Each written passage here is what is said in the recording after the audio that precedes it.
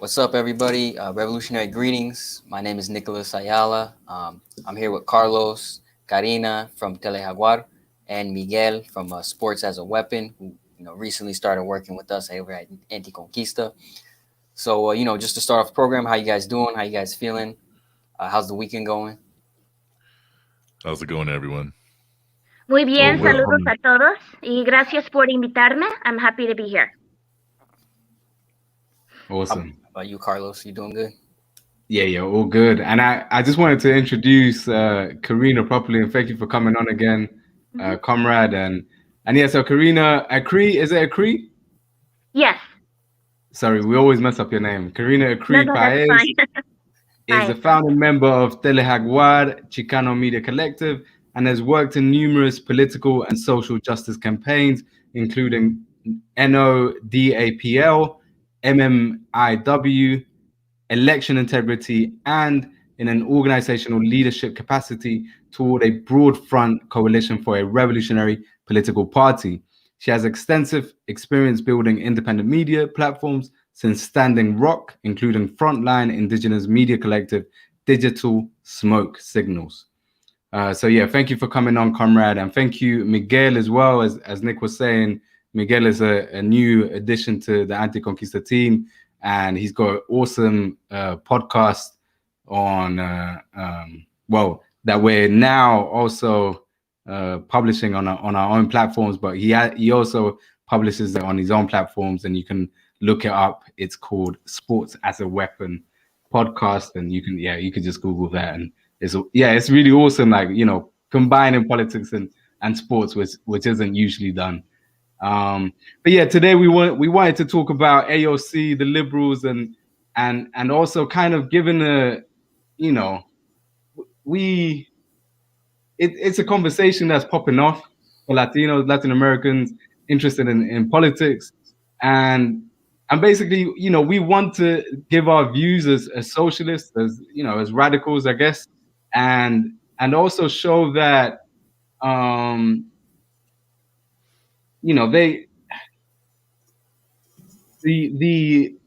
have our own views, and yeah, we need to kind of, because I think a lot of the time for us socialists are kind of confused with liberals, maybe people who want to in the know around politics might confuse liberalism and socialism. That happens a lot. I think AOC herself calls herself a socialist and stuff. So yeah, we're here kind of to ideologies and the views of AOC and other liberals. I think I also wanted to say that, and I've been trying to say in Anticonquista as well, that we don't want to single out AOC. I think she's being singled out a lot. But the problem is that isn't AOC on her own. The problem is the liberal movement in general. And I would add, although this is, controversial in the left, but I would add that the Western left also has similar problematic views that us as Latin Americans should be talking about as well.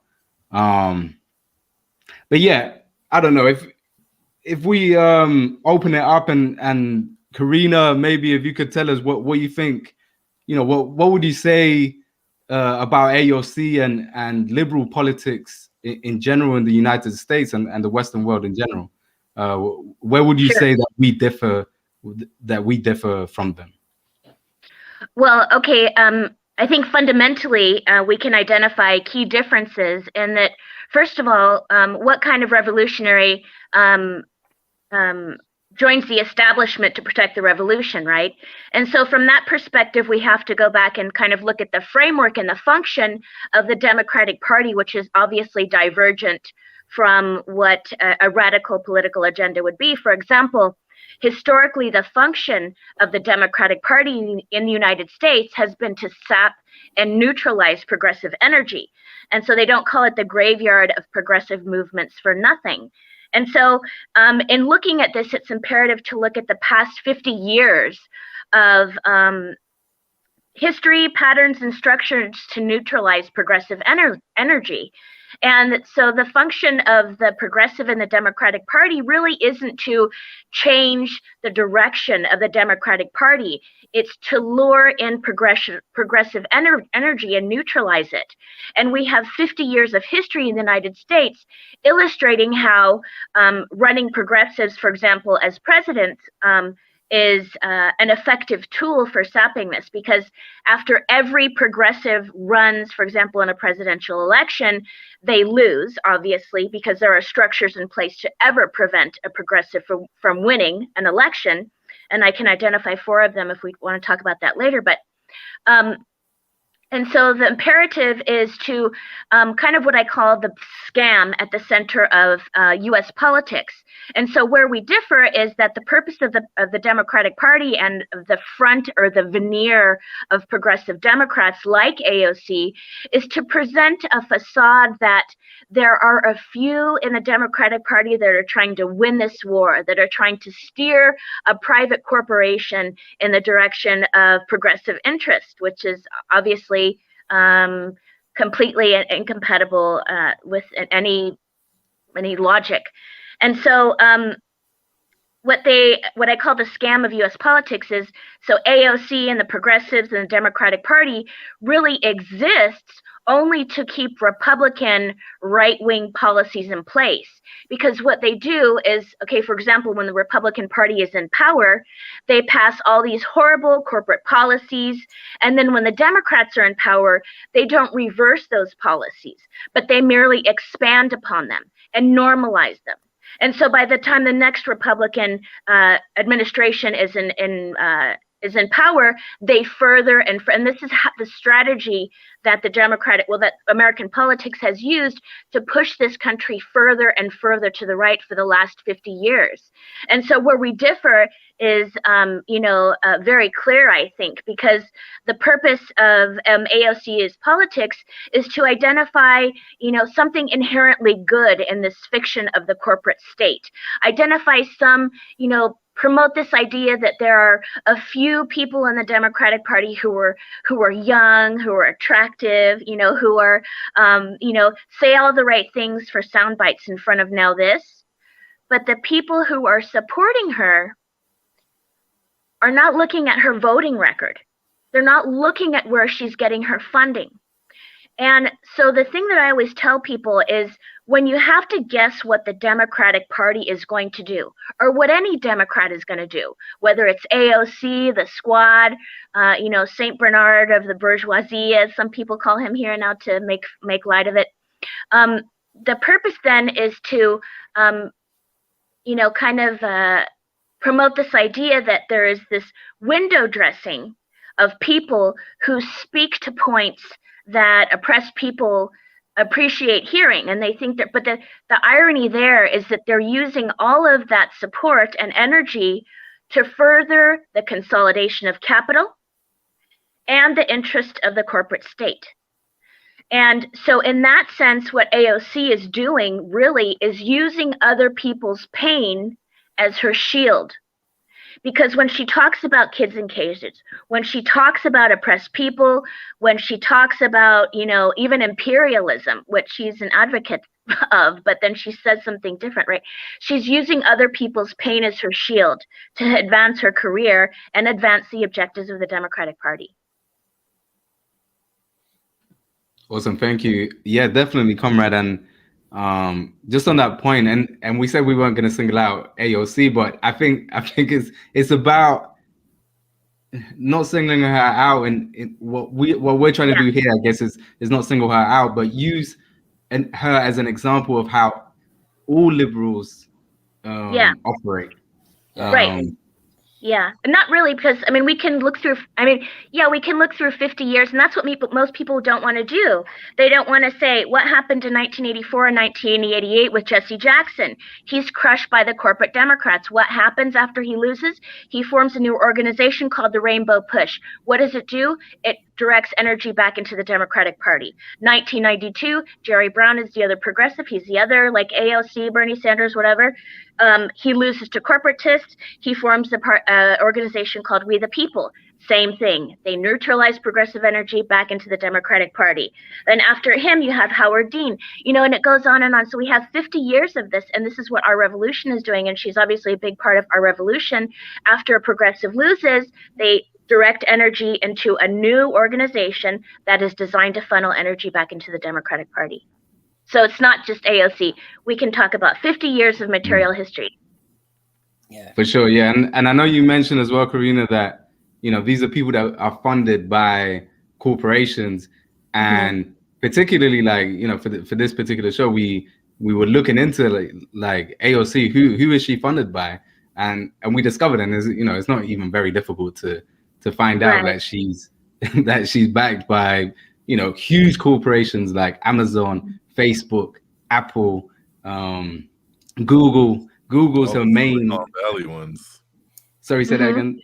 All the Silicon Valley companies. Exactly. Yeah, Google was like her main sponsor, and obviously not directly. I think what these corporations do, I think they use the PAC. I forget what it stands for, but yeah, through them they channel money into progressive liberals like AOC. But then that kind of exposes her class interest, which is, I guess, one of the main difference between liberals and socialists like us, Marxists and radicals, is that they represent their bourgeois class, and that money is not given.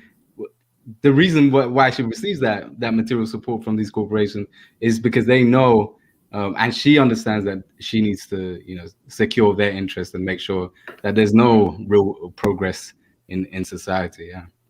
And I just want to add real quick too, to follow up with Karina's point. One important thing is, like you said, look at the voting records, right? And this is where I think it just boils down to, well, we don't have to single out AOC. We could look at the squad. Think AOC, Ilhan Omar, Ro Khanna, all of those people who consider themselves progressive, Rashida Tlaib, et cetera, et cetera. All of those folks, if you look at them, what happened, I think what was 2019, where they tried to push aid from Colombia into Venezuela, right? Who supported the bills that were giving money to the Colombian opposition and Venezuelan opposition? It was AOC. It was Ilhan Omar. It was the same people who literally were just being praised for saying U.S. humanitarian aid is intervention. And then they turn around and vote for the bill that does exactly that. And that's, I think that's a good point that Karina made, because that's what we have to be looking at, not the words that they say. Because like you said, they know the language. They've co-opted the language. They know exactly what to say, who to say it to. They know what rallies to show up to.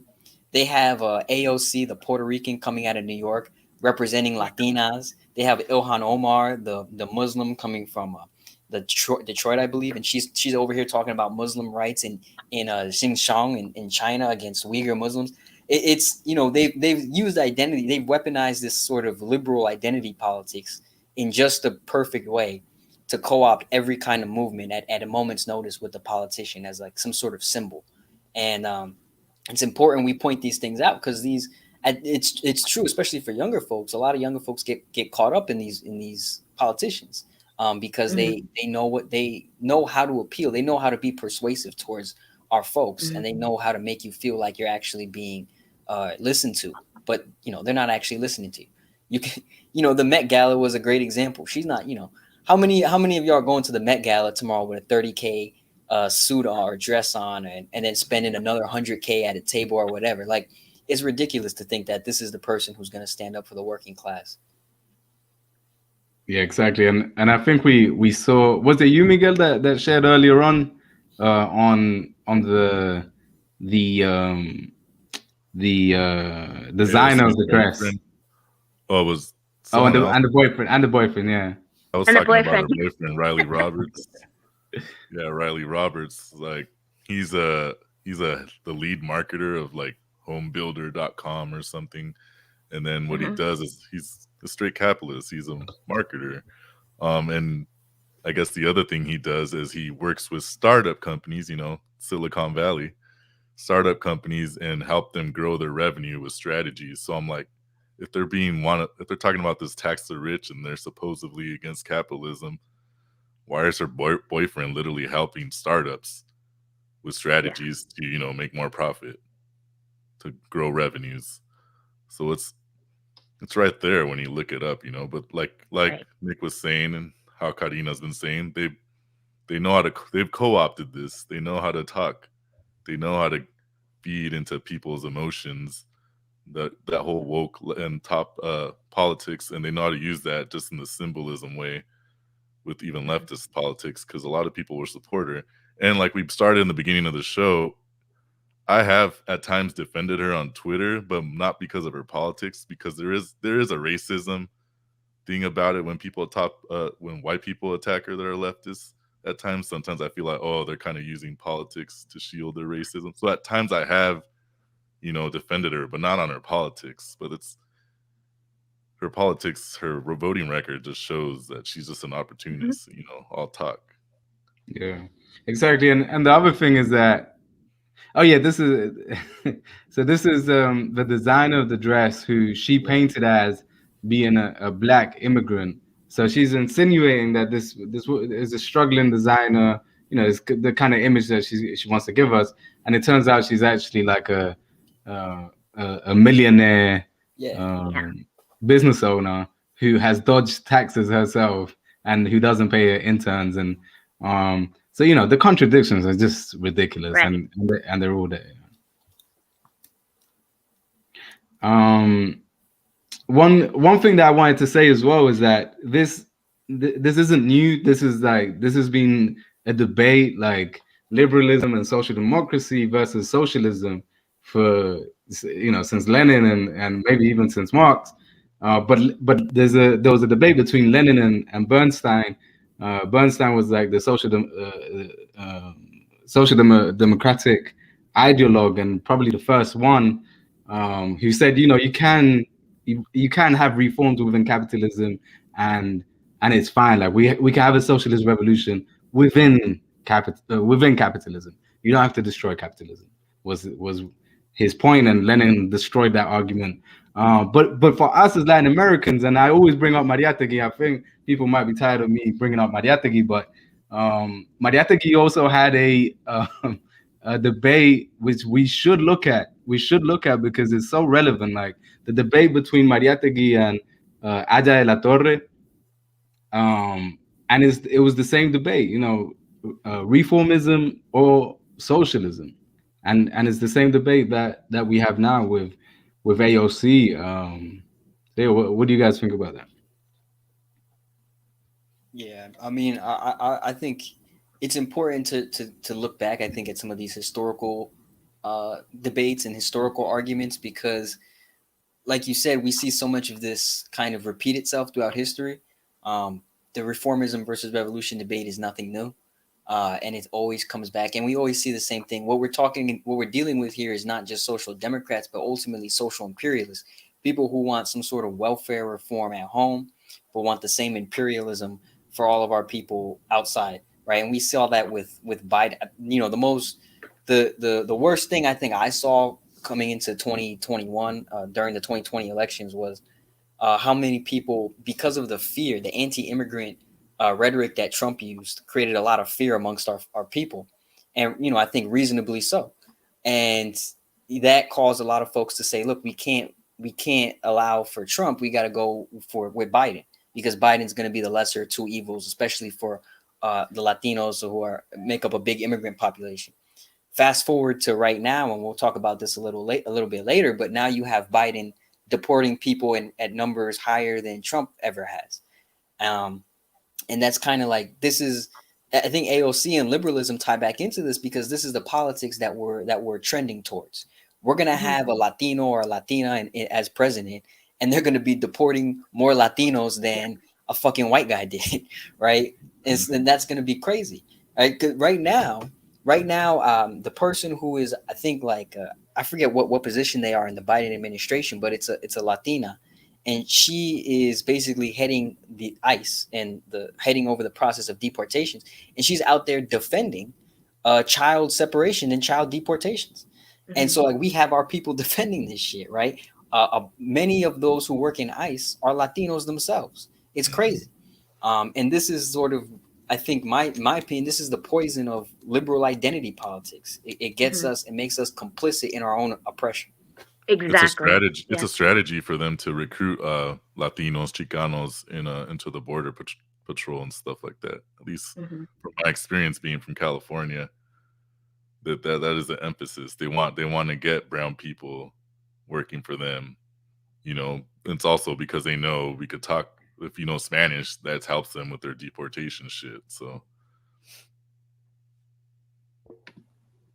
yeah, and another thing, going back to like the debate between Mariátegui and Aya de la Torre back in the 1920s and 1930s, you can kind of see, and it's important, as Nick was saying, you have to look back at history and see how the trajectory of both ideologies.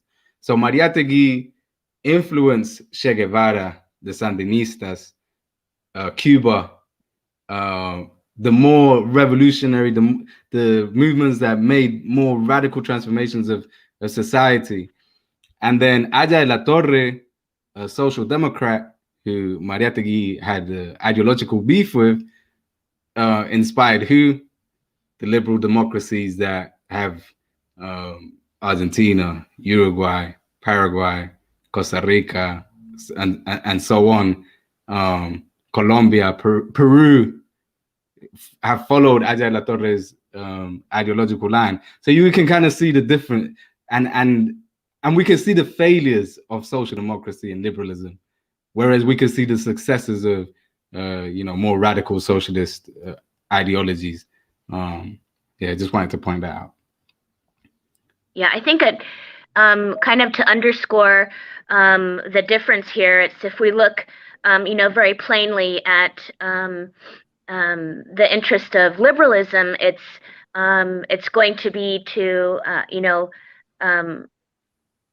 the consolidation of capital can find no congruence in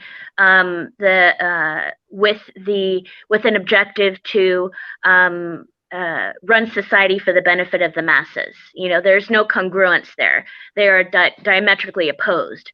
And so it's fully illogical to expect that one could emerge within the framework of the other, because they're fundamentally incompatible. Right. Agreed. And two, I want to say too, that AOC is so I guess moving kind of from liberalism to Latino liberals and Latino politicians, there was a big pop-up, I noticed at least this year, of a lot more Latinos kind of following in the footsteps of AOC. Specifically, what comes to mind is the Castro family. So you have Julian and I forget his brother's name, maybe Joaquin or something. But there are two brothers. They're from Texas.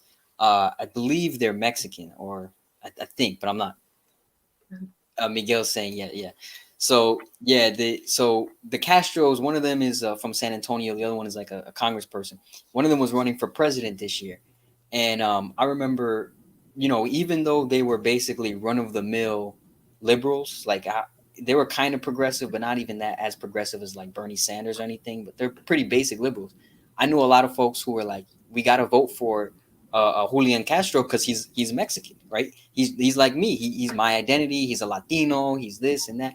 And it's like, he's not going to be any different than a Joe Biden or a Hillary Clinton or whatever, right? And it's really just this identity making us believe that, somehow they're going to be on our side when they're not, right? They're not on our side. They never really have been on our side. But what they have been doing is they've been pretending to be on our side, co-opting the movements, co-opting the struggles in order to get that kind of political advantage. And I guess I want to ask Karina, because I know in your bio you said that you did some work around Standing Rock and the No DAPO movement, and that was a powerful movement.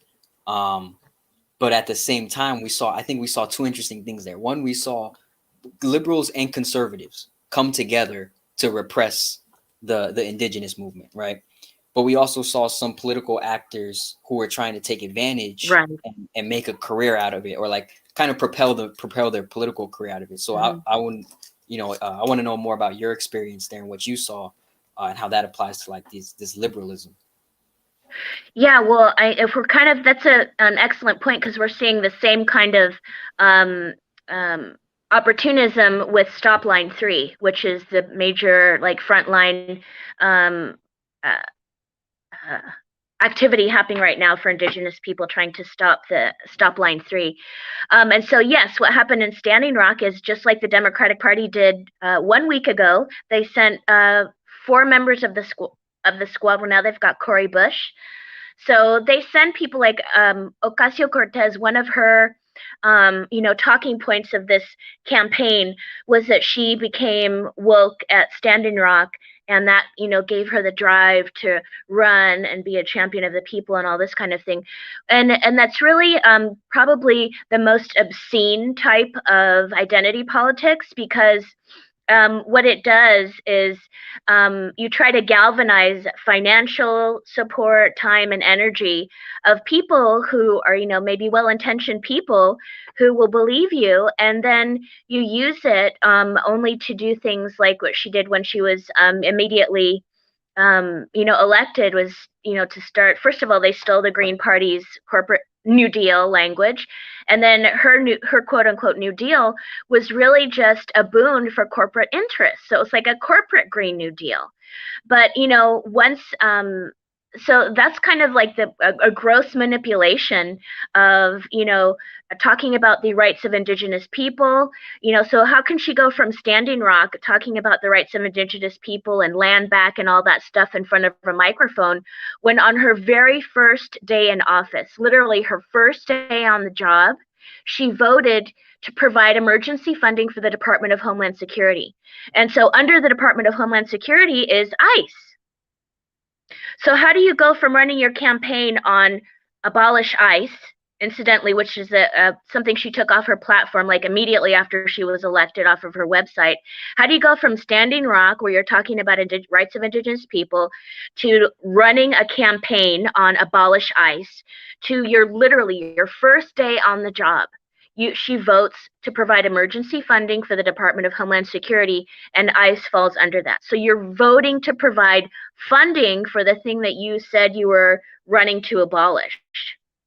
So these are the kind of things that logic goes outside the window when the marketing, billions of dollars of marketing that is behind the Democratic Party know, like you were saying, they know how to, like she did that dancing video on the rooftop, or she'll, I call her the Neiman Marxist. Like she does the covers of Vanity Fair, she does the covers of Rolling Stone with Nancy Pelosi, and it's just, I think it's very obscene. And when people, I don't understand why people will so vehemently advocate for someone while they choose to ignore their voting record. Like you were saying, Nick, like she voted, for one bill also to bring $20 million of aid to Venezuela to promote democracy. Well, we know what promote democracy means for the United States. We know that means military intervention. We know that means dictating U.S. imperialist politics in other countries. So I'm, and then when you push these contradictions with people, like, they just shut down and call you a Trump supporter. So there, it's like a political Stockholm syndrome, like they don't want to know. They don't want to know. Yeah, and that doesn't, and I forgot to even mention the after she did that, after she voted for that bill too, she was then pictured with Bolivian coup plotters. And it's like, who the hell are you representing? Which Latinos are you representing? The ones down in Miami? Because they've already got like a bunch of, they've got Bob Menendez, all Marco Rubio, Ted Cruz. They've got plenty of representation. We're the Latinos who are going to support, independence for Puerto Rico, or who are going to support Chicanos, or who are going to support, the migrants coming across the border from Haiti, from Mexico, from El Salvador. Where are our true representatives, right? Right.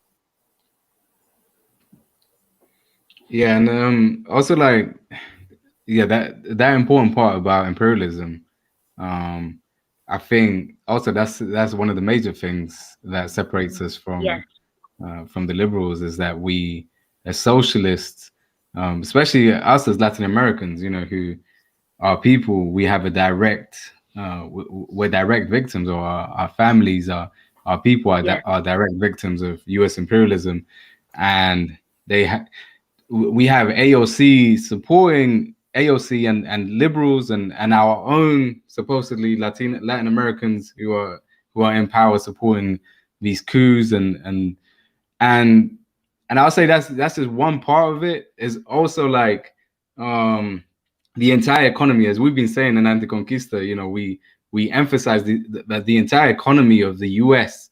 is built upon imperialism and colonialism.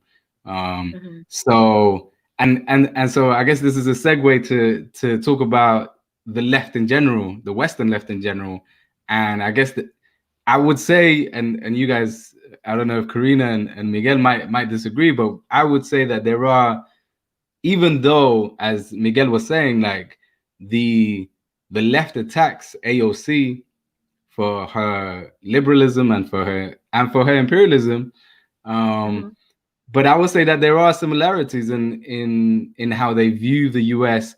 and how they understand imperialism. Is the way I would say that the left in the U.S. and in the Western world in general understand imperialism is so one-dimensional. They think it's just military operations in the global South, but we would say it's the entire economy. The U.S. economy is based around looting the global South, exploiting the global South, exploiting the people of the global South.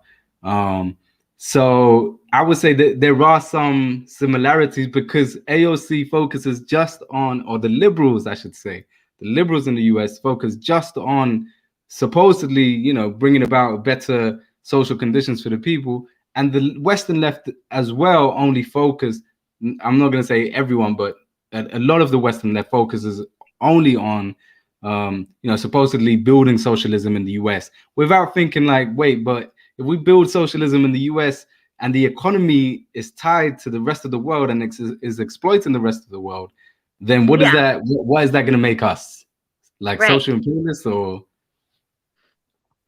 Yeah, exactly. I mean, there's no separation of the two, like you said, Carlos. There's no separation of, that there is a. I think you think. I agree with you that it is a very myopic view that imperialism is invading foreign lands or whatever. But like you said, there's no way to separate the entire economy from the exploitation of the global South, and you can more clearly see this. This kind of ideology promoted by figures like Bernie Sanders and AOC, who, for example, AOC had this infamous video where she tries to act like she's your homegirl, talking to you on the live. And that's another brilliant marketing thing, by the way, is having her do these little lives that seem very impromptu. Well, where she's like her boyfriend's a marketing guy, so. Yeah, right. So she's like chopping pineapple in her kitchen, has got her phone on, and she's talking about how Maduro is a violent dictator and all this stuff. And then, meanwhile, what they do point to as the good kind of socialism is what she and Bernard Sanders are always talking about, like the Nordic countries, the Nordic socialism. These, this is kind of, but well, at the same time, negating once again that even the socialism in those countries is built on the exploitation of the global. You know what I mean? And so you're right, Carlos. There's a huge contradiction there. It's glaring. It's a very glaring contradiction there. Yeah, and too, I think I want to also mention, like, I know, because for me personally, it was more of this sort of progressive movement that kind of got me more, I want to say radicalized me, but it took it started off with that, but then it took my own research and my own personal kind of diving into politics. And so I think at one point, we acknowledge and we kind of understand that for a lot of folks, Bernie Sanders, AOC, the squad, even before that, you have people like Ralph Nader, the Green Party, etc. These folks may have been a good base to like start getting radicalized, especially into like progressive or left politics. But, they have limits, right? Everything has limits. And so while they were a good foundation, we got to dive deeper and get to more radical politics. We can't be, limiting ourselves to just what Bernie Sanders does to the electoral realm, because there's a lot of the power doesn't really lie in the electoral realm, especially here in the United States. What happened in the 2020 election with, huge amounts of voter turnout was actually rare. That never happens, right? That was an anomaly. Most people really don't vote. And it's about diving deeper into, well, how do we express political power, but outside of the electoral realm? How do we use that people's power to really get things done? And I acknowledge that a lot of folks were radicalized and they really started becoming more progressive through Bernie Sanders and through AOC and through these folks. But again, those guys those politicians are very limited, right? They're not gonna make you or tell you to do anything radical. They're not gonna tell you to go out and fight for certain things. They're gonna tell you, in fact, to do the opposite. They're gonna say, well, wait, let's wait a minute, right? There's a pandemic going on, but we could wait a while for healthcare. We really can't. So I think it's important for us to acknowledge that while they can be helpful, there's limitations, and we got to start helping people dive deeper than those politicians.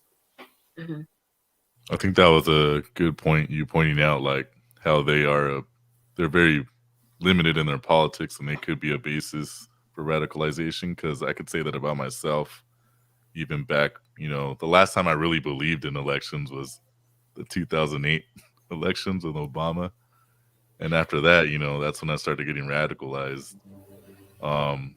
So it is like a basis, but that's the whole thing. Like, there's a whole limit, and it seems like some people kind of just stay stuck in that liberal, like, it's just like a circle, and it just keeps going round and round. You can't get out of it. But I think that's what liberals are really good, like AOC are really good at. They're good at these slogans and all these things that sound good, that kind of keep people in that circle, just running around in that circle over and over of liberalism. Yeah. And I think that one thing to also point out, that because people take it very personally when you criticize their favorite politicians, they take it as a very personal insult. And the thing is, it's not, really a personal. I mean, say for example, my personal opinions aside, if I had, say for example, I could say, AOC was, well, even though I know she had been groomed and she was Kennedy intern and all this, if I believe that she was really well intentioned, we can objectively measure the results of the political revolution since Bernie Sanders started talking about it. What were the material results of our revolution? They got a handful of, non-white people in Congress, and then all of those people just go along with the corporate state. When you're anyone in the Democratic Party, it's like as soon as you enter the assembly line in the Democratic Party, you learn that, again, giving her the benefit of the doubt, if I were to do that. As soon as you get into the assembly line of the Democratic Party, you realize I cannot be effective unless I start supporting my colleagues and what they're doing. So in order to get support, I have to support my colleagues. And yes, I have to compromise and, go get on the campaign trail for so-and-so in order to have anything for myself. And so if you will not conform then to the program of the party, you will be removed or made, useless in the party. And then also it becomes their job, it's their lifestyle, it's their source of income. Like within less than a year of AOC being elected, she voted to give herself a raise to $180,000 from $172,000 a year. So it's her job now. It's like she doesn't want to let go of that. And you talk about Ralph Nader, Nick. Chris Hedges often tells the story that he was actually with Cornel West in the car listening to Bernie Sanders at the DNC convention in 2016 when he withdrew and gave his vote to Hillary Clinton. And they were like, this is horrible. Bernie missed his big chance. Because if Bernie was really interested in forming a third party, which interestingly enough is what he promoted for decades in his career, up until the time he decided to run in 2016 as a Democrat, he was promoting the idea of a third party being necessary. He gave all of that away At the moment, he endorsed Hillary Clinton. And Chris Hedges confronted him about this later on. He's like, why did you do that? And Bernie says, I don't want to end up like Ralph Nader. Right. So in other words, he didn't want to become a political pariah, you know? His career is most important. And now look at the position he's got in the Biden administration. He's got a hugely powerful position in the Senate committee, you know, for the Biden administration. And that's the trajectory that they all go.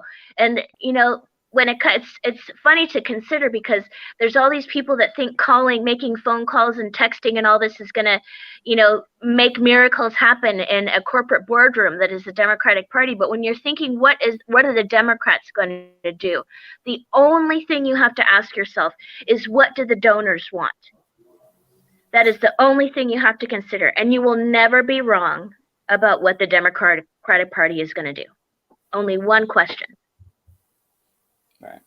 And you know, I agree. I think too, it's important to know, like, when for, at least for me personally, when Sanders, you know, gave up, basically threw in the towel when he endorsed Clinton, that was the radicalizing moment for me, because I was like, well, this whole shit has been a fraud. You know, you're talking all this about doing this and that, and now you just threw your whole lot in with the person who said she's not going to do any of that crap. So to me, it was like that kind of lifted the veil for me. And I would want to correct you too and point something out. Our revolution has one other material thing that I think is important. It has hundreds and thousands of emails and text messages that they keep sending me, just sending me constant spam. It's pretty damn annoying. You know, it's probably one of the biggest regrets I have is signing up for the damn Our Revolution thing, because these guys don't stop. Well, they've got all the funding. Yeah. Go ahead, Carlos. Sorry. Yeah, now I was just gonna say, so I think we could say, you know, at least from our perspective, from a socialist, from a Marxist, I guess revolutionary socialist perspective, you could say that liberalism has failed. AOC and the rest of the what they call the squad have failed us, Latin Americans. So what do we propose? You know, because I think that's the issue we have as well as Latin Americans. So what is the alternative? And you can't blame our people for not knowing and for being stuck in the liberalism, because what is the alternative? What do we do as Latin Americans to bring about actual change, revolutionary change? And I would just start off by saying that, you know, I don't think, at least us as Anticonquista, we've never said we have a definitive answer for it. You know, we don't consider ourselves to be like to be biblical or like a religious group that can, you know, provide a definitive universal, you know, this is the truth and the answer for everyone and you can take it. I think that there are different ways, different things that we could propose, but most importantly, I guess in general, what we would say is what we need is to destroy the capitalist imperialist system. I think that's the main thing we can all agree on. And then, but what are the strategies? What do we do? How do we do it? And also considering that, you know, this is such an urgent matter. You know, climate change, poverty, the conditions of the people of the majority of the world. You know, we're not just talking about the US, but the world in general. Like, what do we do to alleviate the conditions, to help, I guess, be agents for this revolutionary change that the world needs? Because you know, I don't want to sound again like biblical, but we, scientifically speaking, we are heading towards a catastrophe. We need to act urgently. And liberalism has shown time and again that they're not interested in transforming the world. So yeah, what do you guys think? All their climate policies are just reforms, and they're always tied to capitalism. You know, with green energies, you know, co-opted by capitalists is anything they can make money off of, right? Even we'll see this in leftist and liberal circles, like people are vegan, and I'm not against people being vegan, but even that is co-opted and you know, it's tied to capital. Like here in California, we got droughts where we have no water, and they're always you know, like usual, capitalists and liberalism, you know, it's on the individual. Oh, take less showers, or, you know, don't water your grass or wash your car or whatever, right? But we know that the big issue is actually capitalism with agriculture, because we have like the biggest producer of almonds, when that's, you know, vegans I'll drink almond milk, I'm not gonna lie on that, but like that's the problem there, you know. It's tied to capitalism. They're producing these almonds to make money, and it's, you know, catered to vegans and people wanting to eat healthy, but it's tied to capitalism, when almonds shouldn't even be grown in California, and they're taking the water. So that's just like one example, but it's something I see with climate change and liberal policies when it comes to climate change and that issue. Right. And the same thing with, I see the same thing with like avocados. there's a progressive Colombian candidate for the presidency, which is cool. You know, we do need that kind of change, but in order to advance towards a more radical change. But he's proposing an avocado economy that supposedly is like better, but it's also destroying the environment. Like, you know, the way avocados are produced, like in these mad water. They co-opted that from our culture, from Mexicanos. Like, that's our food right there. And yeah. And well, it brings so many other problems as well. I think in Mexico there's like a whole drug cartels are like going into the avocado economy because it's so lucrative. Exactly, yeah. So again, like liberalism failed us, but what do we do? What's our alternative?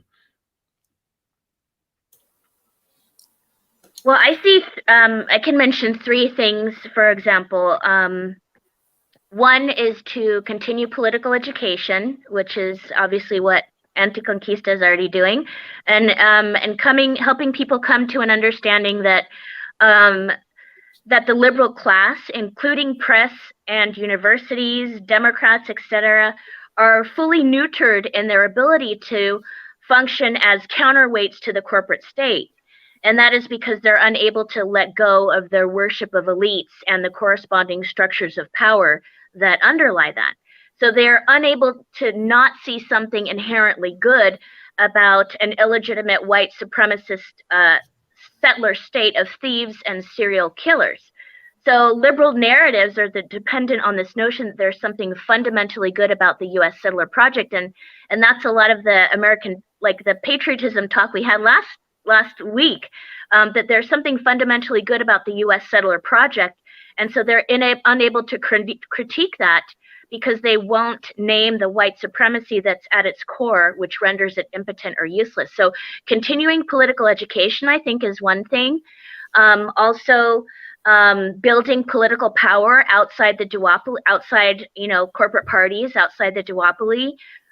So, for example, you know, the La Raza Unida party is something that is trying to be reestablished in the U.S. right now. It was popular in areas of the Southwest, what a lot of Chicano nation calls Aztlán, in the 70s, precisely because it was standing up against this idea that the Democrats were our friends. And so investing in independent political power and concentrating independent political power outside of the corporate political parties, as I would say the second thing. And the third thing is something that I also see Anticonquista doing already, which is figuring out how to embrace a type of communal ethic once again. And that's something that can happen locally in our neighborhoods, you know, because when we think of broadly speaking, the pan-European settler project, not only did they have to come and steal land in order to be successful, but they also had to come and destroy a communal ethic that they saw in the places where they invaded and destroyed land. So they had to smash an ideology. They had to smash a communal ethic in order to be successful. And so I think one very powerful way that we can combat that is embracing this communal ethic. And Anticonquista is like, you know, supporting, you know, collecting donations and then organizing how to distribute, you know, aid to organizations that are doing that that kind of thing. And so either forming those kind of organizations and, self-help study groups, get an email list going, because we also have to prepare for, for example, like social media blackouts. Like, how do we know how long we're going to be able to be organizing digitally? Like, get people's names and addresses in your neighborhoods. Be prepared to take action and support communities locally with, food storage and that kind of thing. So returning to this communal ethic that was smashed by the Pan-European Capitalist Project is something that, we can think of a million ways to do that in our local communities.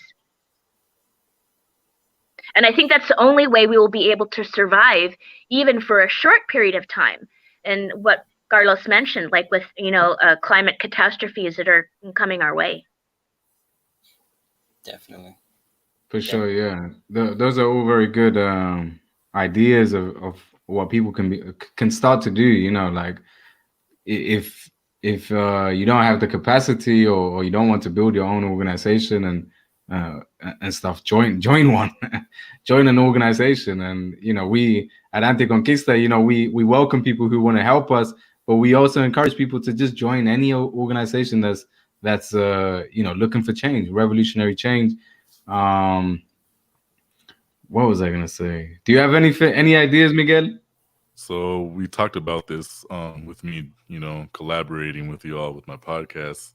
That's kind of the main reason I use sports, because I know from my experience in politics with leftist politics, some people just hate sports because of the capitalism part.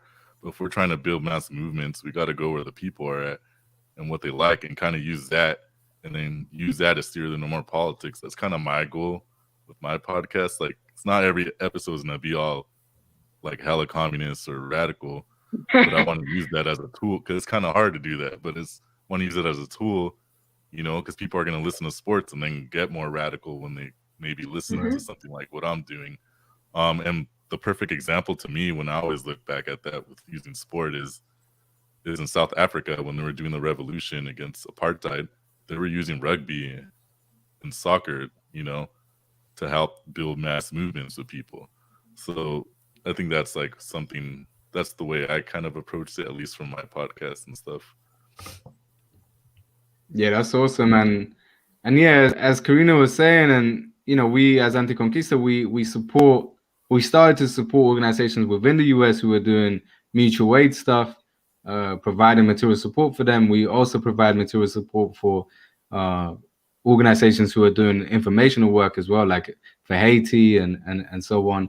But I guess our most important work, and what we see as anti-imperialists, as our kind of role in the diaspora, is if we have this analysis that we need to take the world into consideration rather than just where we live locally, then, and if we take that into consideration, we look at the stratification of class globally. The most oppressed, the most disadvantaged, the people who are suffering the most under capitalism are in the global south, in the homeland. And so as Anticonquista, we believe that because of that, and I think it's a general Marxist idea that the most oppressed is the most likely to develop revolutionary consciousness. And so our idea as Anticonquista is to be agents for the revolutionary movements in the global south, but within the belly of the beast. And so what we do is collect money, material, funds that we can send back to those organizations back home. And so yeah, that's what we've been doing for the last 5-6 years.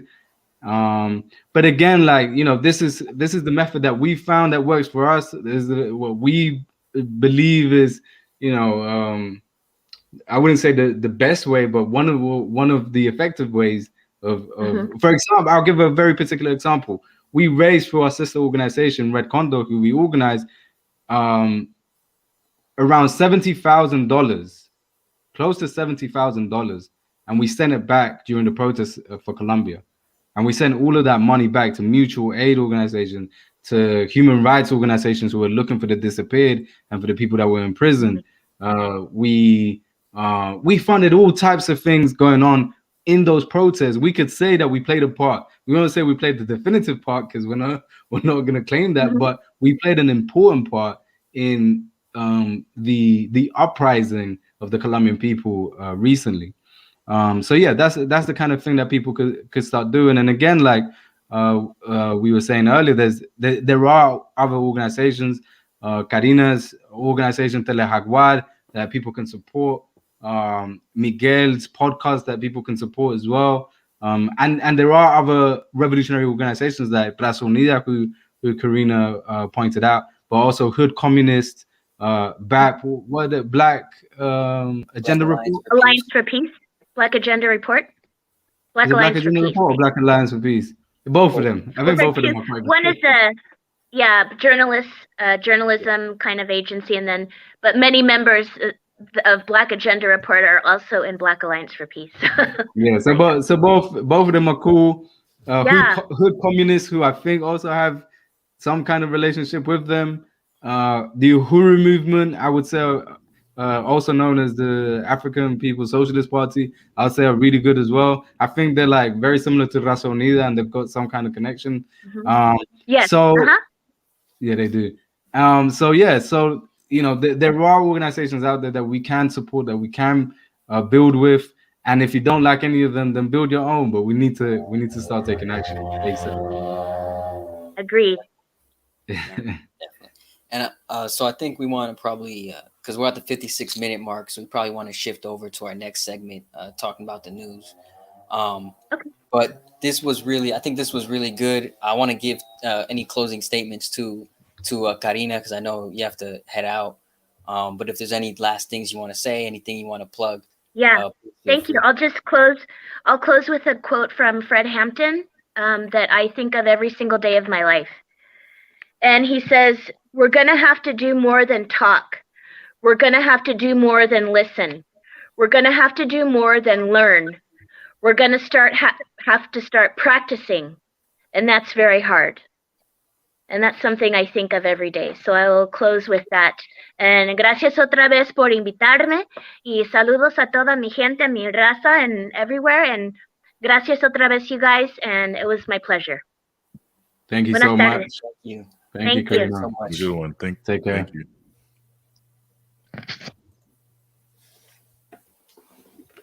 All right, comrades. So this section of the show, we give a quick analysis of what's going on in Latin America. The main headlines. But before that, I don't know if you, Nick and Miguel, wanna continue right on, but I need to go to the toilet for a little bit, so I'll be back in a minute. Yeah, we'll hold it down. All right, cool. You want us to start on the news real quick, or you good? Yeah, go ahead. All right, cool. I'll start on. Yeah, and one thing too I want to add, I think, to the last that quote that Karina left us with was really powerful, and it's important, I think, for two reasons. One, because Fred Hampton reminds us of the hard work that's necessary. He's honest, right? It's just brutally honest. Like, this shit's gonna be tough, and you're either with it or you're not with it. But if you're not with it, like, just I've had elders tell me this before. If you're not with it, you gotta recognize the risks that you're taking when you're in this movement. If you're not with it, be honest with us. And it's better that you're honest with us now than find out when times get tough that you pull out last minute, right? Yeah, and you could be a risk or something. Right, exactly. Harmful to the movement. Exactly. And so we got to understand that it's not, it's not going to be tough. It doesn't mean it's not going to be fun or it can't be enjoyable to build revolution, to be in the struggle, but it's not going to be like like Lenin says, it's not going to be a dinner party or, I'm sorry, not Lenin. I forget who said that, but it's not going to be, it's not, the revolution, the struggle ain't going to be a dinner party. But we'll start with the first piece of news. I kind of want to, one of the things we talked about behind the scenes amongst ourselves is we want to start focusing more on climate change and the environmental catastrophes that are going on. And so I wanted to start with this story from Yahoo News. Let me see if I can share my screen real quick.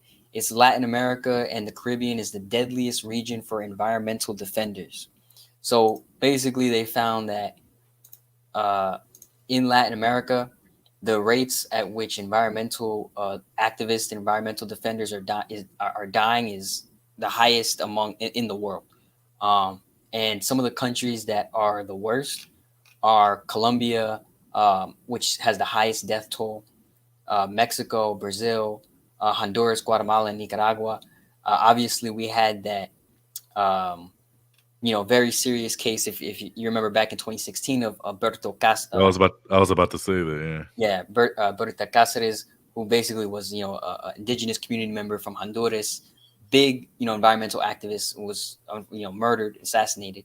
And they're usually murdered by hired mercenaries that have to do with capitalism or some corporate interests. Right. Exactly. And that's why it's because all these corporations are in Latin America destroying the environment, doing whatever they want. Now they're getting the go-aheads to kill our activists and our social leaders. So I don't know if any of you had any more comments about this. No, I think that's important to bring up because that is an ongoing issue, and you see it all the time when there's some news of some environmental activists getting killed in Colombia or anywhere. Pretty much, it happens a lot in Latin America, and the Caribbean, as they're saying. And this article, provides the statistics to show us that. So, yeah, and also I would also add, like continuing what we were saying before as well, like the global South, whether some Western leftists like it or not, is the front line. Is the front line, and the reason why they're being killed is because of that, because they understand the threat that the global South and the activists in the global South, which tend to be very radical. A lot of them are socialists. So yeah, it's no surprise that they unfortunately kill so many activists in Latin America, and yeah, obviously including the environmental activists as well. Colombia's horrific in that sense. When it comes to that, Colombia, right. That's where I think where I see the most. Whenever I see news on that, it's usually called Colombia. Yeah, and a lot of times they're like the hitmen and the people behind paying for these activists to be killed are U.S. corporations and Western corporations. I think recently a CIA guy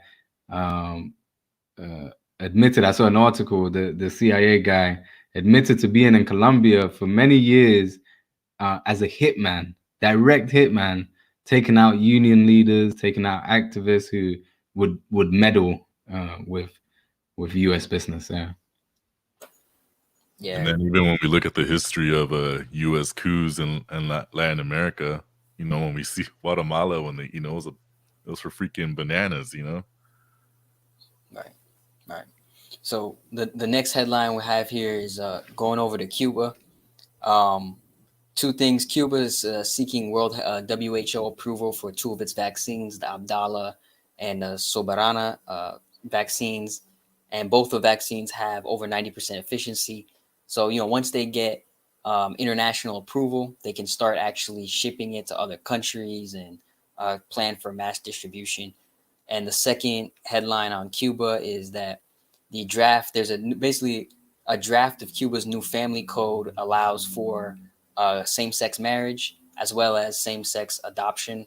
And a lot of the Cuban judges are saying that it's actually much broader than just same-sex marriage, but it allows for all expressions of family diversity. So they're opening up to or being more open, I guess, to LGBT population in Cuba. Of course, they did try this, I think, 3 or 4 years ago, and they had pushback from the evangelical Cubans on the island who are still, very conservative, very traditional. So any thoughts? Yeah, now just to say that, we're always so proud of Cuba, for people who look to liberals and people like AOC as like maybe one day they'll bring like some kind of like ideal world. Well, just look at Cuba. That's what we should be looking at. It's not an ideal world, of course. Like it's not a perfect system, but it's a system that works. It works for the majority of the people. Big pharmacy, big pharma, as the U.S. as people in the US call it, do not monopolize medicines and vaccines and so yeah. So it's awesome that Cuba's now developed their vaccine and they've rolled it out, and it's so efficient. I think it's 95% efficient. They've rolled it out to children as well. So yeah, it's just awesome to see. Great news, and also great news in terms of their new policy on allowing or this policy on gay marriage. Yeah. You know, it's something, and again, like paving the way for Latin America again, once again, because so many countries. I don't know if there's any other country in Latin America that does allow gay marriage. Yeah, I don't know. And then I remember always hearing arguments from people that be, trying to be anti-communist, and they'll try to, oh, well, they're homophobe, blah blah blah. Well, here's another example that they're not, and they're doing something about if there is some homophobia, like you're saying there was backlash from evangelicals. So just kills their argument if they ever try to do that too. Right. And that's important too, I think, Miguel, because they had like, I've heard people make the same arguments. Oh well, Che was homophobic, Fidel was homophobic, and it's something that Fidel came out and acknowledged. He said, "Yeah, we made mistakes and we did things that were wrong." And if you actually, I know people who have spoken to Mariela Castro, who's the daughter of Raúl. She actually came here to the city I live in, and she has been doing nonstop campaigns for the LGBTQ community. So, Cuba, understanding what a revolution is, especially the socialist revolution, it's an ongoing process, right? So they acknowledge, they do self-reflection, they do self-criticism, they understand the mistakes of the past, and look at how the new generation is trying to fix those mistakes and really build something new. And you can see through the constitutions, through these drafts, that they're actually making progress. And like as we said, there's issues in any system. There's contradictions. The whole point is try to make it better. Right. And I think something that we've highlighted before, and that I'd highlight again here, is that we shouldn't see Cuba as like we tend to, because of the Western political system that we know and experience, we tend to think of the Cuban government as separate from the Cuban people, and when in reality is so much more democratic in Cuba, which means that level participation of the people in government, in policy, is it's basically the same thing. When you talk about the Cuban government and their successes, it is because of the Cuban people and because it's what they wanted. Right. So moving on to this next story, I think this one's really important. We spent some time talking about this too in our chat. This is the 6th CELAC summit, which took place in Mexico. And this is essentially, so CELAC is the Community of Latin American and Caribbean States. It's an organization of mostly progressive Latin American nations. And they kind of act as like a counterbalance to the OAS. There was a lot of important and big, I think, things that came out of this summit. And we'll talk about some of them in a minute. But just to get an idea, so Amalo mentioned, this is from Orinoco Tribune, so shout out to them. But Amalo mentioned 3 basic agreements during CELAC for the for what they plan on doing in the future. First one is non-intervention and self-determination of the peoples. The second one is a mutual cooperation for development, and third is mutual aid to combat inequality and discrimination. In addition to Latin American countries who joined, the Chinese had a delegation. They sent a virtual video message from President Xi Jinping. And so we're seeing these sorts of organizations and solidarity movements spring up, which are countering the U.S. hegemony that has existed for centuries in Latin America. Maduro had some great things that he said. He emphasized, we're looking at right now Monroeism, so like the Monroe Doctrine from the U.S. versus Bolivarianism, right? This new pink tie, red tie, whatever you want to call it, this new revolutionary fervor in Latin America. The Diego Pari, who is the Bolivian ambassador to the UN, has said that the OAS has lost all its validity, and now CELAC is going to come in and move into the space where OAS is.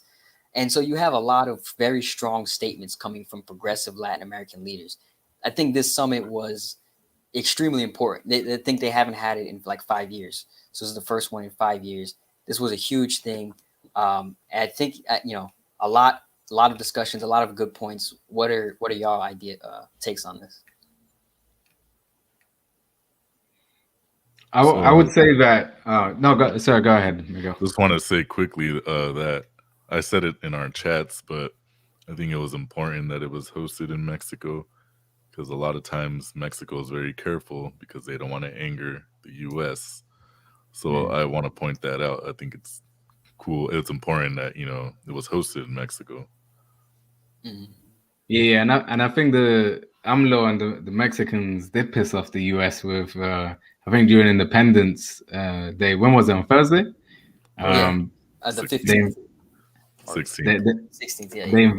They invited Cuba's president to be like an honorary guest during the Independence parade.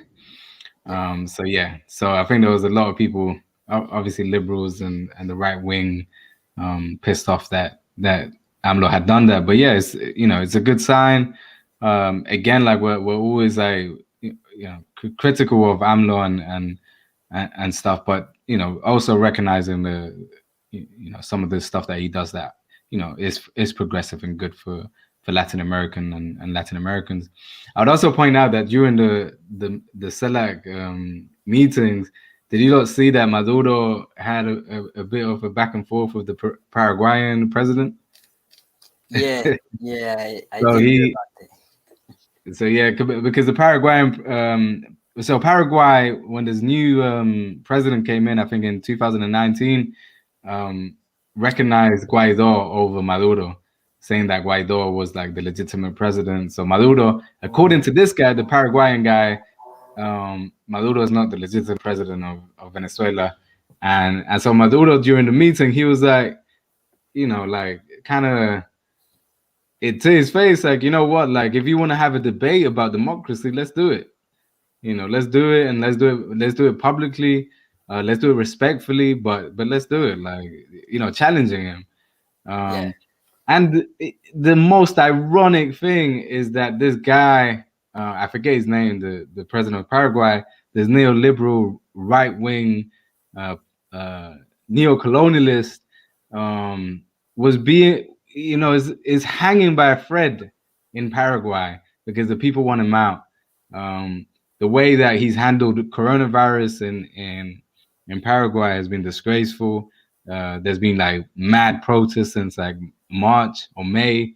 But here he is talking about democracy and how Maduro needs to step down. This guy, like, the people are wanting you to step down. You step down. Right. But yeah, Maduro, put it on him during the meetings, which was good to see. Right, and I think that's important too, because it's like, well, now you're starting to see, okay, well, now these progressives got a little punch to them. Well, now they feel, now they're in an organization where they outnumber the right wing state, and now they feel like, well, okay, well, now we can start putting the pressure on these guys, and we can, I think the best case scenario, you put enough pressure on countries like Paraguay or Uruguay, you push out those leaders, and then you get progressive leaders back in, hopefully socialists. That would be ideal. But any kind of progressive leaders back in, now you have an entire CELAC organization, which is made up of progressive Latin American leaders who are anti-U.S. hegemony.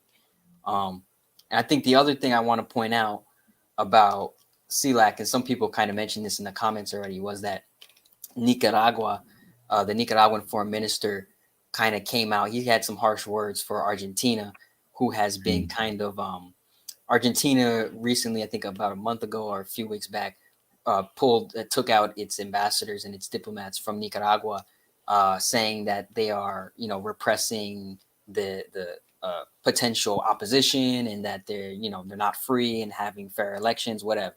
So the Nicaraguan foreign minister went out there and said, you know what, we're not going to vote for Argentina to be general secretary or president of CELAC because they're tools of U.S. imperialism. Pretty pretty harsh, I guess, in our circles. I don't know if y'all had any opinions about that. No, but I think it's fine, and I think I think it's who is the president of Argentina? I think he's connected to Cristina Kirchner, right? Yeah. Alberto Fernandez, and his vice president is Cristina Kirchner. Okay, yeah. So these are like obviously progressive, quite lefty politicians, and it is quite a lefty government, but yeah, you kind of see the distinctions, the divisions, that some of them are more socialist, more lefty than others, and yeah, Argentina's unfortunately more to the center left than the proper left. Right, and we'll talk. There's a lot more too to talk about Argentina. Well, actually, let's just go into it now. So Argentina, the headlines from there are pretty interesting. There's a split actually between the president Fernandez and the vice president Fernandez de Kirchner, Cristina. So after that, I guess there was recently parliamentary elections in Argentina, and the Fernandez's party, his coalition, did pretty poorly. The left wing or the center left kind of did pretty poorly, and Fernandez and Kirchner basically exchanged words. Fernandez is blaming Kirchner for the failure of the economy, and then Kirchner responded saying, "No, it's not my fault. It's Fernandez and the cabinet ministers that he picked." And so there's some strife going on amongst the leaders of in this left coalition. And as this strife is going on, it's also important.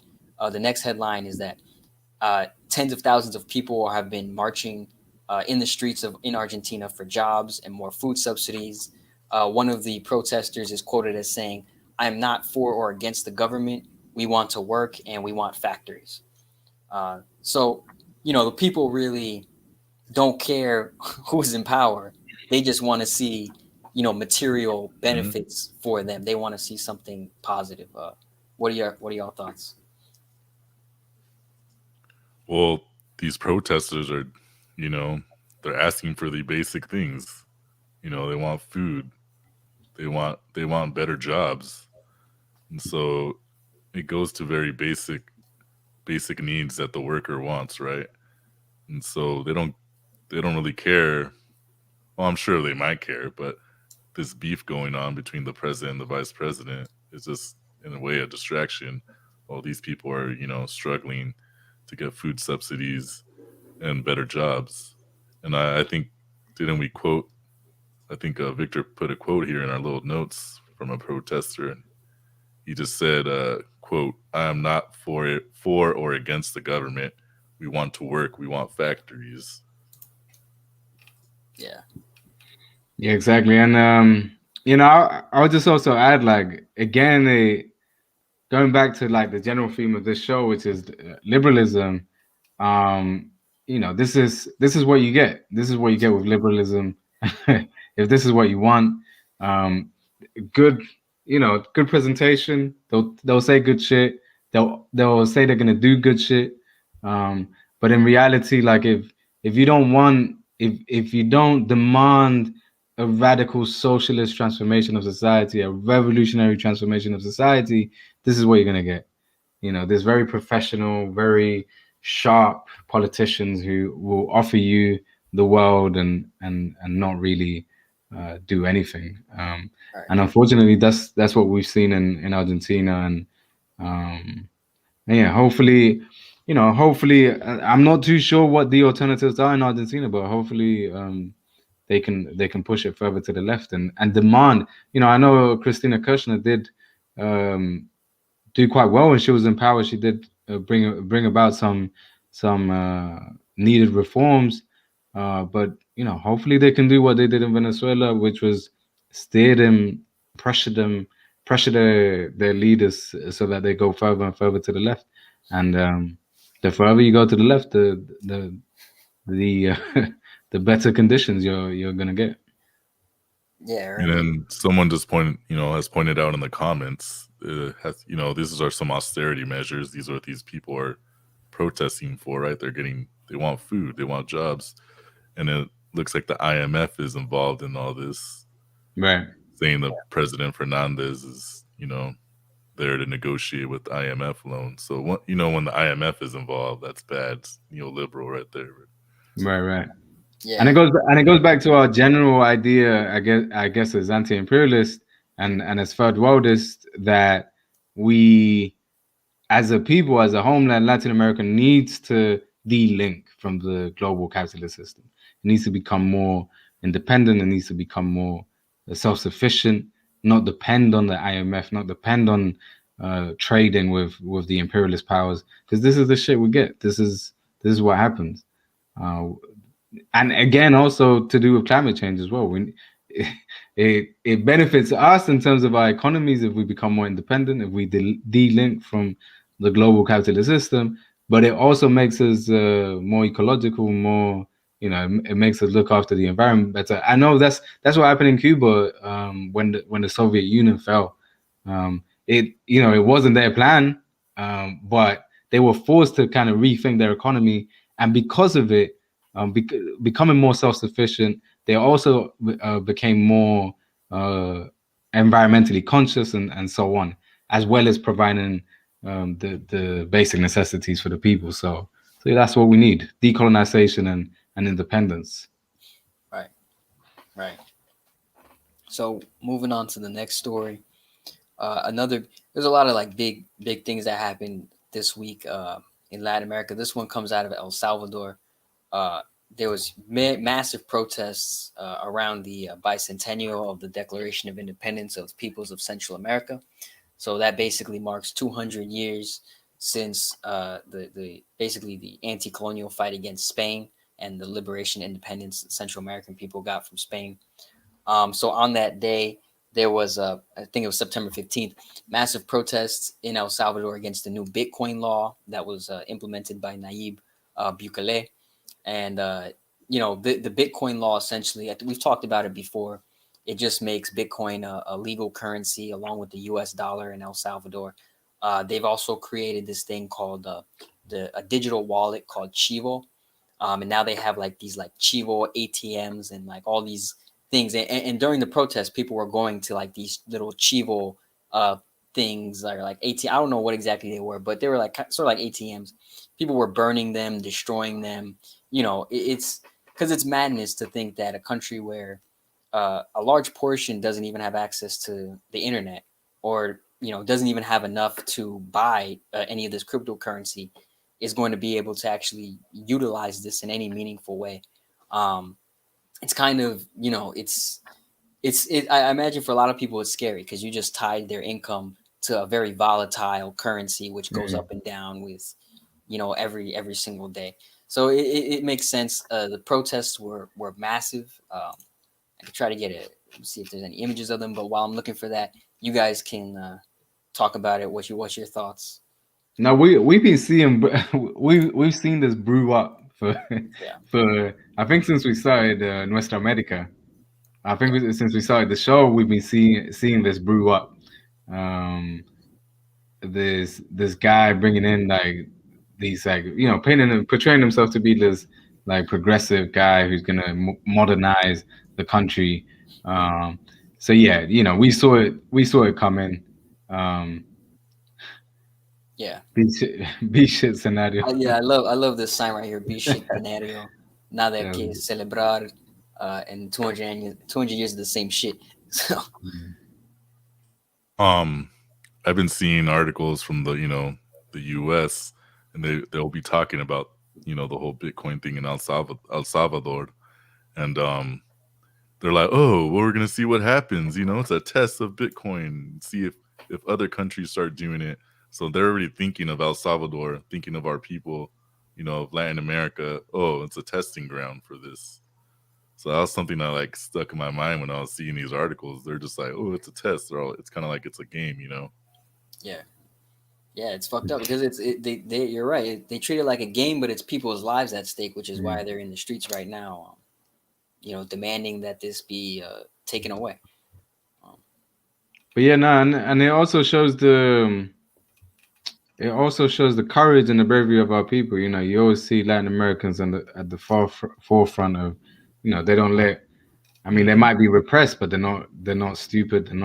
They're not cowards. They're not just gonna let the government walk all over them. And it's awesome to see that the people are standing up for themselves, and hopefully they're able to pressure the government into backing down with their bullshit. Especially this guy, what's his name? I always forget his name. I forget his name. Bukele. Bukele. Yeah, I don't know how to pronounce it exactly. It's Bukele. I think he's of Arab descent or something. I don't know. But yeah, we have a couple more articles here. So I'll start with a more lighthearted one. In Trinidad and Tobago, we oftentimes forget about these smaller Caribbean islands, but you're keeping track with what's been going on recently around coronavirus and Nicki Minaj. The Trinidad and Tobago health minister had to come out and respond to Nicki Minaj's false claims on the COVID symptoms. And he seemed pretty upset, basically saying that they actually looked into her claims. For y'all who don't know, Nicki Minaj said that her cousin's friend was about to get married. Then he got the vaccine, and then became impotent, his testicles swollen or something, and then his wife left him or something like that. So they actually looked into this claim. They found nothing, and they're pretty upset. So that sounds like some steroids to me. That's what happened to baseball players that did steroids supposedly. I saw people saying it was an STD. Yeah, that's what I was saying. It was a good excuse to justify him getting busy before his marriage. But yeah, no, I mean, it just shows that we have to be scientific, and we have to look at our sources, make sure that we're not talking shit. Make sure that we're not using anecdotes as our main source of information. Like if somebody tells you something, look it up. Look to see if it's fucking scientifically true. Can a vaccine Google it? Can the coronavirus vaccine make your testicles swell up? Right. It's probably very easy to find out that it doesn't on Google. So. Yeah. This is bullshit. Yeah, and it's just irresponsible, isn't it? It's irresponsible. Somebody of her stature and the voice, the platform that she has. But again, and it just becomes a big story, and that's just the whole U.S. culture of celebrities and social media influence and stuff. I'm like, well, it shouldn't even be a big story because it's bullshit and it's just Nicki Minaj. But then you just see it in all the news. It'll be on TV, and I think even Biden's the press person that talks, even they had to talk about it. It's just like a distraction, but they all talk about it, and it's all in headline that the news and gossips want to. Yeah. It's both a distraction, but it's also potentially dangerous for people who might believe that shit, who are already anti-vaccine, and then believe that this might be true. They already believe all the other conspiracies. People are taking horse dewormer. They're taking what? They're taking what? Horse dewormer. It's a lot of the MAGAs, anti-vaxxers, but they were taking a horse dewormer because supposedly it helped cure COVID when they get COVID. What's horse dewormer? I don't know. Yeah, we gotta be a little bit careful. I think YouTube's pretty strict about if we actually say what the product is. Okay. Some people, but basically, it's this paste that they usually use for horses, and it helps them get rid of parasites in the body. So people have been using it, and there is so it can be used for people. There is a way to use it for people where you can actually use it to get rid of parasites, but people, instead of actually buying the one made for humans, they're just buying the one made for horses. Yeah. It's ridiculous, right? It's ridiculous. But that's the state of things now. So the next story. The U.S. is something else, man. Yeah, well, it's crazy, man. I can't imagine I can't imagine where else you could go from here. But here in the UK, you're you see weird shit too, but the weirdest shit definitely in the US. The U.S. is the Florida of the. Like they always the make fun world. of Florida. They always make fun of like the internet's always making fun of Florida for being just doing stupid shit. But the U.S. is just the Florida of the world, and it just For has sure. some military power. For sure. I was talking to my friend the other day about those true crime documentaries. Yeah. And we were like, yeah, in the UK, like you do see some like wild shit too, but the proper interesting true crime documentaries are the ones in the US. Mm-hmm. Those are like fucked up, like just weird, like mad shit.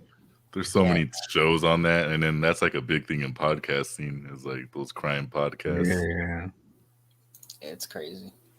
So the next story we got is coming out of Texas. Actually, this one's a little bit harder. I mean, these images were pretty like shocking when I first saw them, and this story is being updated constantly now. But this is a bridge in Texas. You have thousands upon thousands, I think tens of thousands of Haitian migrants who are basically camped out in Texas right now, and they're trying to get into the U.S. This and understand what the conditions in Haiti were right before this. You had the earthquake, you had the assassination of the president, which now there's an internal fighting where they're trying to blame some of I think it's the PM or the president, the current president, but I forget the specific details. But basically, there's infighting within the government now, trying to blame people for the assassination. So there's a lot of political strife.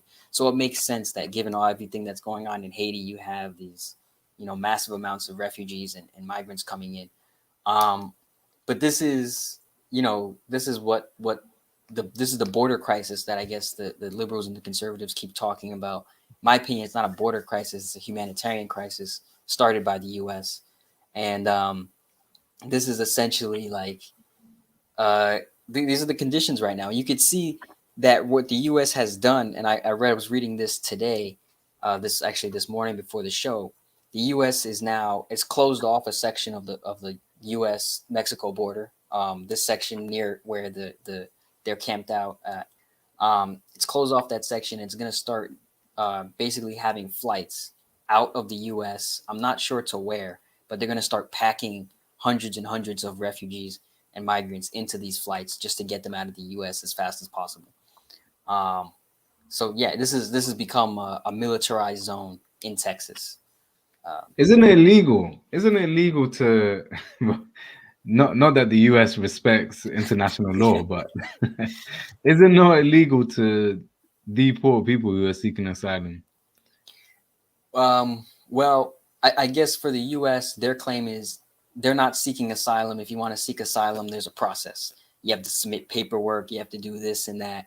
So they don't. These people don't qualify as asylum seekers.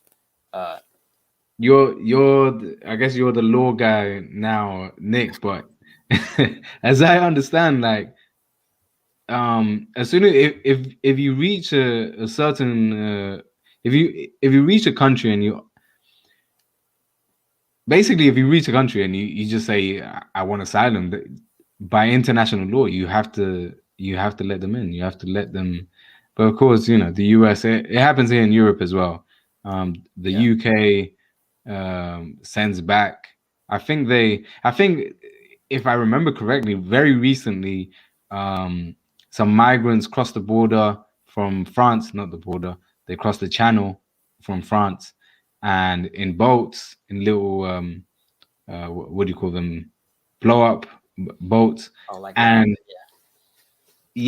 and so their boat was it broke down and it was about to sink. And what the UK border patrol did was give them a new boat so they could go back to France, which is again illegal. Like if somebody's in your waters, or if somebody's reached your country and they're asking for asylum, then I think by international law you're meant to take them in.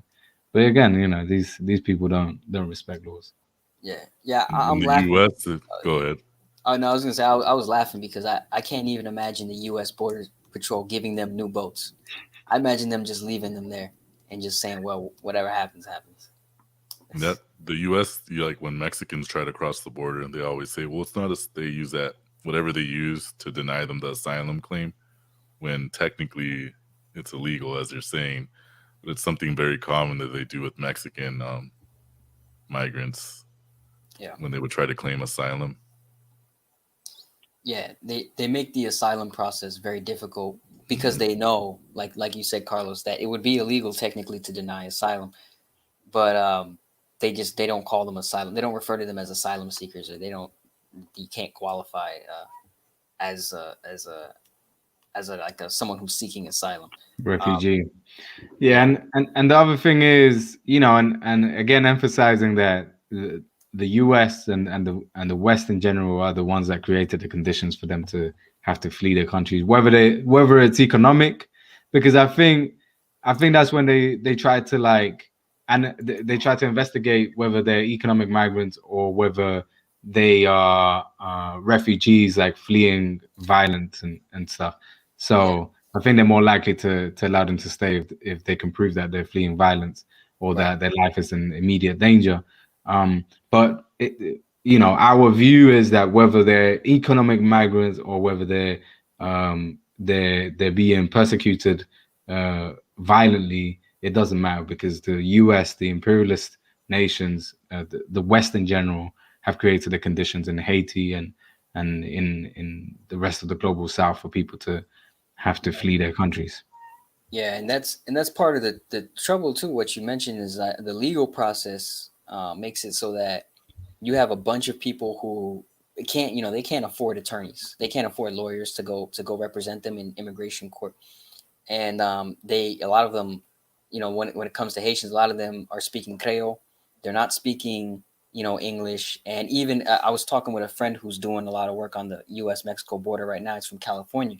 And he was saying they have a lot of folks who are Haitian, so they're speaking Haitian Creole, and they have a lot of folks, he was saying, from Oaxaca, which is a big indigenous area, and so they're speaking their indigenous languages, and they don't have English translators.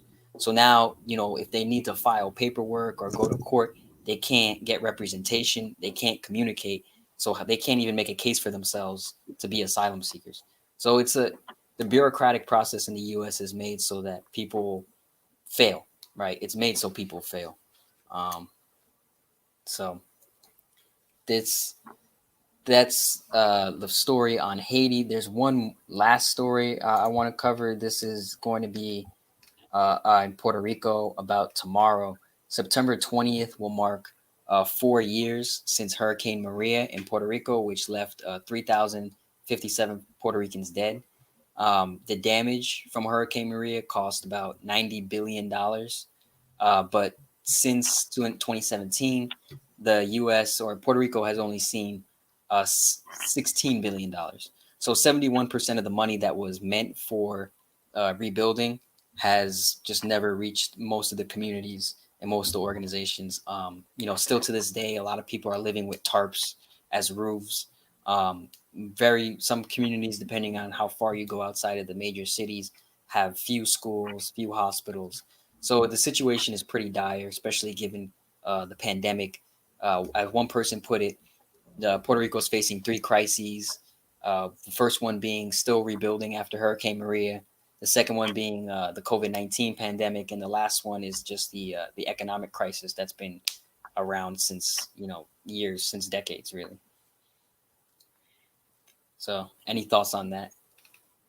Yeah, not just to say that, earlier on we were talking about what can we do, and I think one of the important things we could also do is think about how we can help our Puerto Rican comrades who are fighting for Puerto Rican independence to achieve that independence, not just because it is important for them to become independent as a people, but I think it will be important for us as Latin Americans to see a free Puerto Rico, because again, like how we see Cuba as our kind of an inspiration to all of us. I think Puerto Rico becoming independent when it's been under the thumb of the U.S. for so long colonized by the US for so long, it's even more of an inspiration for our people. So I'd suggest, like we always say, we don't just tell the news, we don't just provide information just for the sake of it, but also thinking about what we can do. How do we transform the world? How do we, what do we do about it? And I think that's one of the things that we can do is support our Puerto Rican comrades, achieve that independence. And why not? It's realistic. People say it's not realistic, but it's definitely realistic. There's so many Puerto Ricans who are pro-independence, who want to free their nation, and as Anti-Conquista, we provided material funds for that too. But yeah, we will definitely continue to do that and encourage people to do the same as well.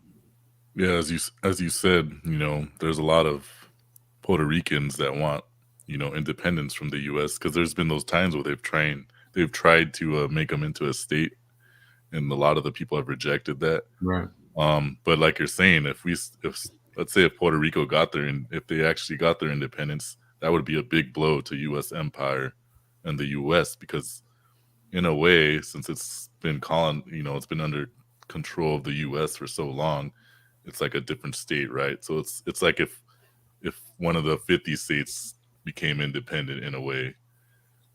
So it would be a big blow to the U.S. empire, and it's kind of, I know in Hawaii, a lot of Hawaiians have been trying to do that too. Yeah. And with trying to build that movement over there, and obviously they're already a state with the U.S. But that would be awesome if that happened in Puerto Rico, because that would be a big blow to the empire. Yeah. A big blow to the empire and a big inspiration to all of us. A socialist Puerto Rico, independent Puerto Rico, definitely, for sure. Yeah, and too, just to tie it back to AOC, the first half of the segment, she's been pushing big time for all these bills that call for the self-determination of Puerto Rico.